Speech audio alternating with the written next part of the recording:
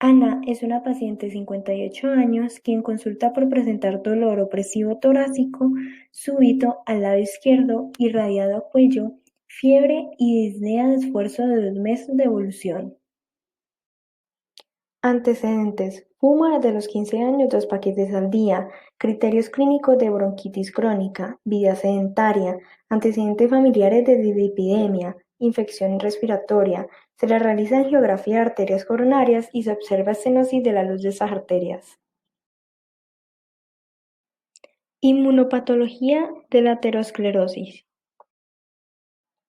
Presentado por Jordan Alexis Girón, Laura Parra, María Paula Solorzano y Carlos Mario Vaca. Aterosclerosis es una enfermedad crónica, progresiva y generalizada que afecta a las arterias de diferentes lechos vasculares y que se caracteriza por el engrosamiento de la capa íntima y media con pérdida de elasticidad del vaso. Puede afectar, sobre todo, vasos de mediano tamaño. La aterosclerosis generalmente se complica mediante la fisura, erosión o ruptura de la placa y formación de un trombo en su superficie, lo que facilita su crecimiento y la aparición de isquemia o necrosis. Tiende a asentarse en las arterias coronarias, el cerebro en las carótidas vertebrales y cerebrales y las extremidades inferiores en las ilíacas y femorales. Por lo tanto, la presencia de afectación vascular en una localización concreta se asocia con un mayor riesgo de desarrollarla en otros lechos vasculares. Epidemiología: la aterosclerosis puede iniciar en la niñez con el desarrollo de estrías grasas. Cuando se llega a la adultez, esta placa se madura y a medida que transcurren los años, esta placa se puede romper y empezar a formar trombos. Por eso, la mayor prevalencia está en pacientes de mayor edad. Factores de riesgo. Los factores de riesgo se pueden dividir en 3 grupos. Factores de riesgo causales. Estos promueven el desarrollo de la aterosclerosis y predisponen a la enfermedad coronaria. Estos factores de riesgo actúan con independencia unos de otros y sus efectos son sumatorios. Entre estos se encuentran la diabetes, la hipertensión arterial y el hecho de que la persona fume. Factores de riesgo condicionales. Se asocian con un aumento en el riesgo de padecer esta enfermedad. Están asociados los factores protrombóticos y la lipoproteína sérica elevada. Factores de riesgo predisponentes. Son los que son empoderados por los factores de riesgo causales. Entre estos se encuentran la obesidad, el sedentarismo y los. Se ha notado que hay relación entre las infecciones crónicas por algunas bacterias y la formación de placas de ateroma, debido a su capacidad de incorporarse en los monocitos, los cuales junto con otros factores de riesgo pueden contribuir a la formación de la placa.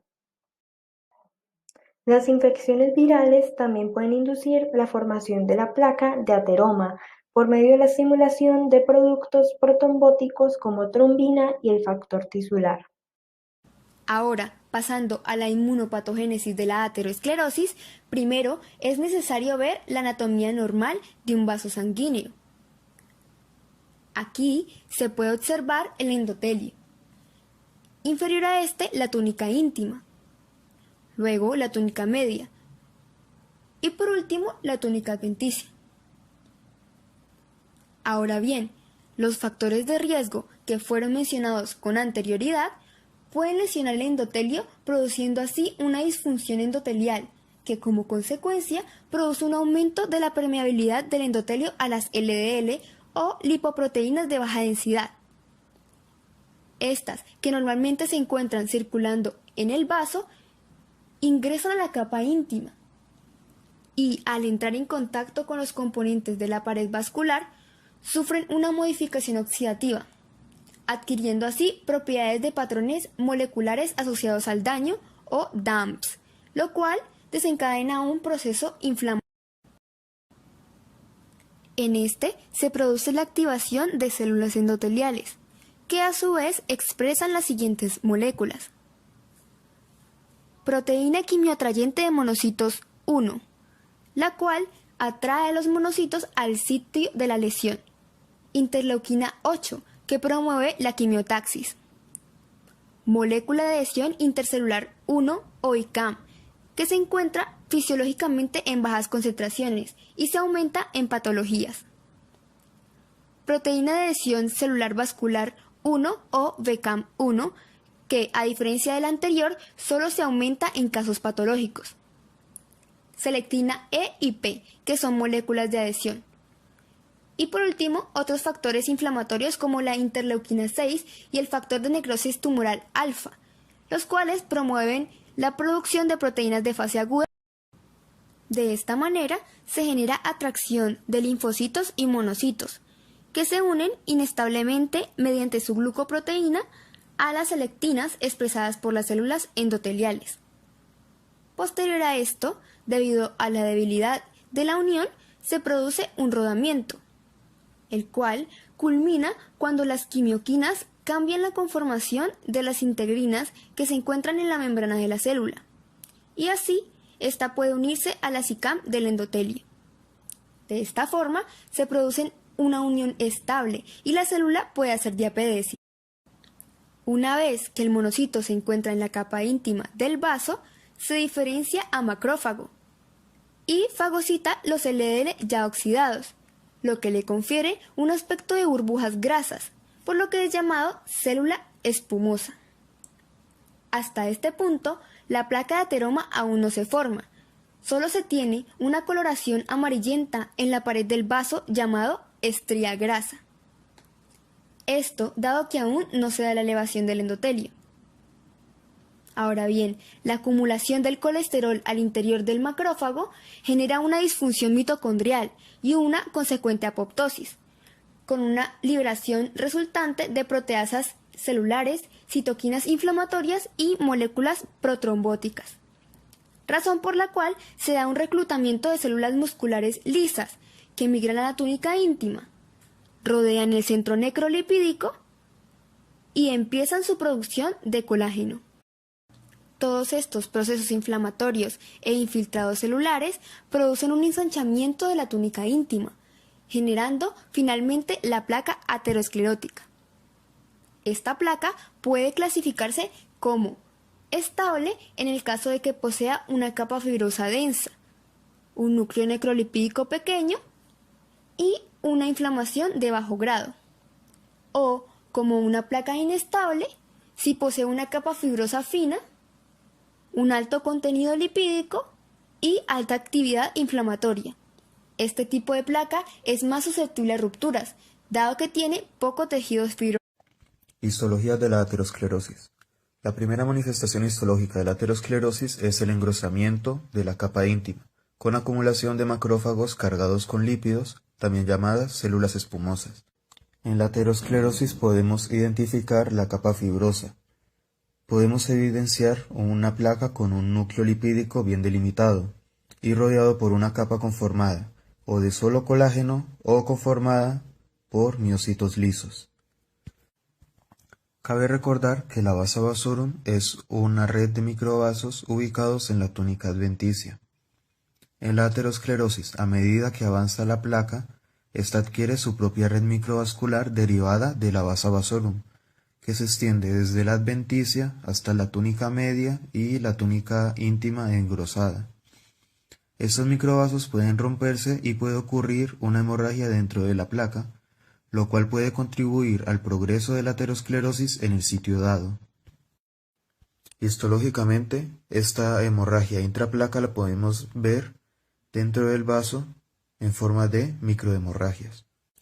Las lesiones avanzadas ateroscleróticas, además de caracterizarse de la hemorragia intraplaca, suelen calcificarse. En resumen, en esta imagen podemos ver el progreso de la placa, en la que primero se ve el depósito de lípidos extracelulares. Posteriormente, se da la formación de la capa fibrosa, además de un núcleo necrótico. Y finalmente, se puede evidenciar la placa fibrocalcificada que puede acompañarse o no de un núcleo necrótico. Genética de la aterosclerosis. A pesar de que el estudio de asociación del genoma completo, o GWAS, ha tenido algunas limitaciones para demostrar los mecanismos genéticos de la aterosclerosis, se ha podido evidenciar que el gen ANRIL el cual se encuentra ubicado en el locus 9p21.3, puede influir en la expresión de genes cercanos, como aquellos inhibidores del ciclo celular que se encuentran expresados en las células musculares lisas vasculares. Lo que se ha podido concluir a partir de diversos estudios es que, por polimorfismos de un solo nucleótido, se puede inhibir la expresión de estos reguladores del ciclo celular, lo que puede promover la proliferación de los miocitos lisos en las paredes vasculares, lo cual podría contribuir en la formación del ateroma. Además, por Next Generation Sequencing se han asociado algunos genes comprometidos en la hipercolesterolemia familiar, como el que codifica para el receptor de LDL, ApoB o la apoproteína B, y la proteína PCSK9, que se encarga de la regulación del metabolismo del colesterol. Tenemos entonces que la identificación de esos factores por medio de estudios del genoma ha contribuido en tratamientos efectivos dirigidos a la inhibición de PCSK9, entre otras proteínas, y en el correcto diagnóstico de la hipercolesterolemia familiar, entre otras enfermedades.